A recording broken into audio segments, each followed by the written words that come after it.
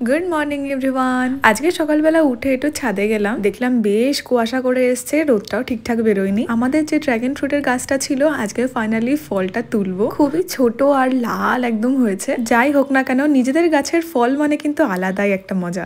Gym থেকে বাড়ি এসে আমার একটা শুট ছিল, তো সেটা কমপ্লিট করলাম। আর এটা কমপ্লিট করতে করতে প্রায় 3:30 থেকে 4টে বেজে গেছে। স্নান করে বসেছিলাম বলে লেট হয়নি, না হলে খেতে খেতে আমার 4:30 বেজে যেত। ফ্রেশ হয়ে নিচে গিয়ে লাঞ্চটা কমপ্লিট করলাম। আর আমিও লাঞ্চ করছি এদিকে, আর দিদাও দেখছে এখানে সিরিয়াল। লাঞ্চ কমপ্লিট করে উঠে একটু পেয়ারা খেলাম। আর এই পেয়ারাগুলো না সেই বড় বড় পেয়ারা, যেটা এখন মার্কেটে অনেক পাওয়া যাচ্ছে। দুপুরবেলা খেয়ে দিয়ে একটু ঘুমিয়ে এখন আমি যাচ্ছি একটু বাজারে। আমি আর মা মিলে যাচ্ছি হেয়ার কাট করাতে। আমি যেখান থেকে হেয়ার কাট করাই সে ছিল না, তো আজকে আর হেয়ার কাট করা হয়নি। আর বাজারে গেছি আর এমনি এমনি চলে আসবো, তা কি করে হয়। তো মা বললো একটু ট্রেন্ডসে যাবে, ওখান থেকে মা কিছু সোয়েটার ট্রায়াল দিল আর একটা সোয়েটার নিয়েও আসলো। বাড়ি এসে একটা মঞ্জেনিসের স্যান্ডউইচ রাখা ছিল, তো সেটাই গরম করে খেলাম। So that's it, by.